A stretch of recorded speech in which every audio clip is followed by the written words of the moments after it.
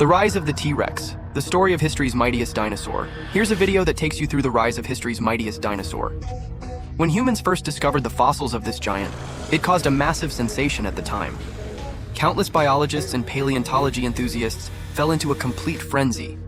Some called it the lizard tyrant, but a simpler, more direct name is Tyrannosaurus Rex. The largest T-Rex fossil ever found was 13 meters long and weighed over 8 tons. The maximum bite force at the tip of its jaws reached a staggering 200,000 newtons. Thus, the T-Rex became the undisputed king of the dinosaurs.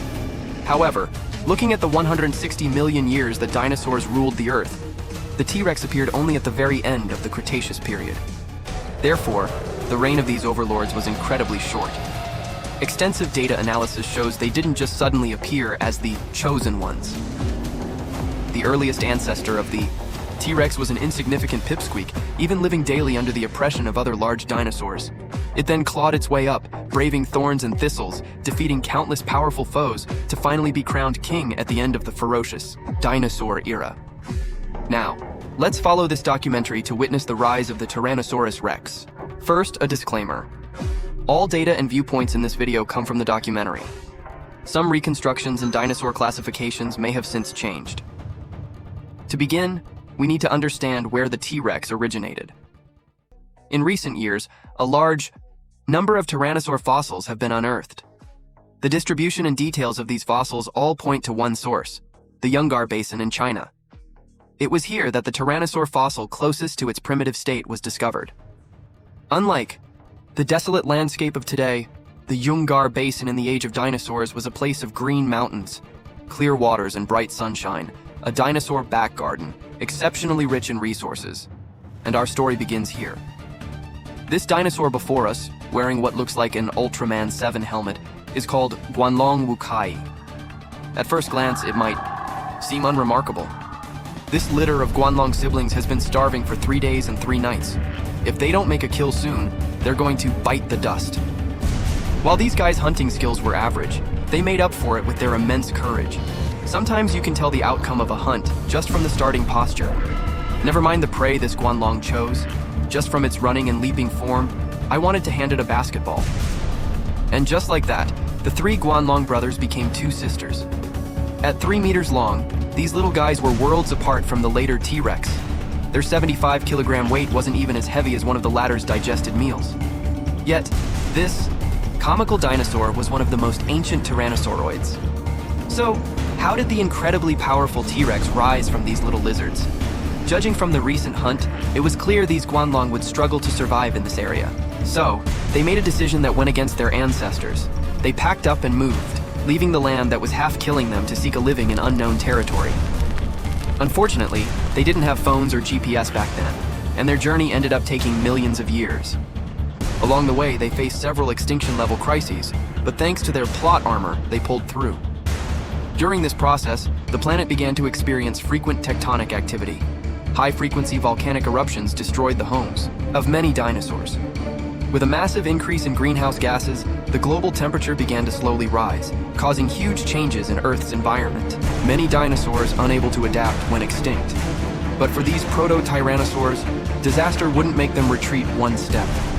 To meet challenges with even greater courage was the nature of these hotheads.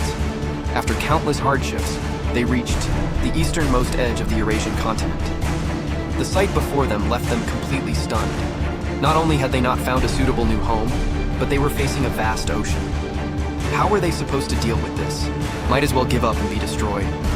Just as these small fries were lying flat and giving up, the Earth seemed to hear the complaints of its not yet extinct children. Just an ocean? Easy. With a single tectonic movement, the Eurasian continent connected directly with the American continent. Although it took a little while, the transoceanic bridge was built right up to their faces. So, these proto-tyrannosaurs had to give it a shot, right? Besides, they had already hit rock bottom where they were. Rather than endure humiliation, it was better to risk it all. The first time they set foot on the American continent, all their fatigue vanished in an instant. Not only was this place rich in resources, but it was also filled with all sorts of stylish and impressive dinosaurs. With their fresh meat looks, they were sure to carve out a new world for themselves here. Unfortunately, sometimes reality is just reality, and ideals are just ideals. The dinosaur age was never short on powerful predators. The dinosaur ahead, which clearly looked like the big boss, was called Siats Meekerorum. As one of the top dogs of the American continent, its length of about 11 meters already commanded respect. Even going back a few generations, they were related to the infamous Allosaurus of the Jurassic period, possessing sharp foreclaws and tough teeth. So, when it saw these newcomers from the village who didn't bother to pay respects, it naturally had to teach these arrogant youngsters a lesson. Our protagonists, of course, would never bow down. Whether they could win or not was secondary. The attitude had to be on point. However, this behavior thoroughly enraged the Siats. A single slap sent its teeth flying. Why does this scene feel so familiar? In this dinosaur dynasty where might makes right, sheer guts were clearly not enough. The big boss effortlessly beat the two little guys to a pulp. At this time, the proto-tyrannosaurs were about the size of a horse, so they were constantly beaten black and blue by the Siats. Any other species would have faded into obscurity. But looking back at their journey, our protagonists had never once thought of giving up. Amidst the humiliation, a mysterious voice seemed to emerge from within them. My fate is my own to control, not heaven's. If they couldn't beat the big guys, they would start with the smaller dinosaurs. And so, our protagonists began to jungle, ambushing prey from the tall grass. As the days went by, their predatory skills became more and more proficient, and they slowly climbed to the middle tier of the food chain. The appearance of Timurlengia marked the fact that these hunters had become more mature. This wasn't just in terms of hunting skills. Their sense of smell and brain capacity received an epic upgrade through combat. On this continent, they were finally no longer helpless small fry. In terms of jungling rank, they were at least at the diamond level. The next part of the story is up to time. About 900,000 years ago, as the Earth's temperature continued to rise, the sea level began to rise as well. Coupled with tectonic activity, the land began to split into many large and small pieces. This led to many dinosaur populations in North America being divided by nature. I'd say this was nature carving out starter zones. Our protagonist inexplicably arrived in a place with very few competitors. In a closed environment filled with prey, this was a place to grind EXP, and they had to make the most of it. Don't ask how these details were filmed so clearly. It's because the cameraman found this great job on a popular classified site. Of course, it would be no fun if all the dinosaurs had a power level of 5. To survive, other dinosaurs also began to evolve. For example, the ankylosaurs, to avoid being ambushed by sneaks popping out from the roadside, began to slowly harden their backs.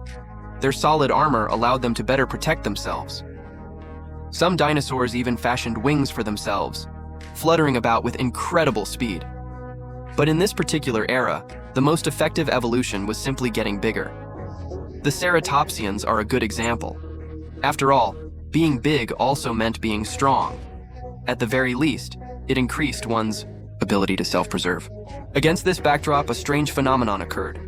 As the prey grew larger, the tyrannosaurs, quite indignantly, also began to balloon in size. It was as if these two rivals were in a spitting contest. Today you're bigger than me, tomorrow, I'll be bigger than you.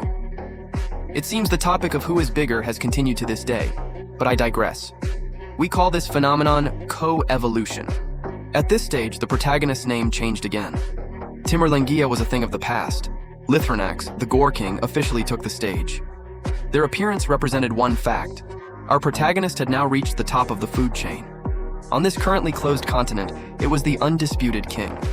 Its 8-meter length, while not yet outrageous, was a huge improvement over its tiny ancestors. More importantly, their vision evolved from the lateral sight of those little lizards to long-range, overlapping stereoscopic vision, allowing them to perceive distance and depth.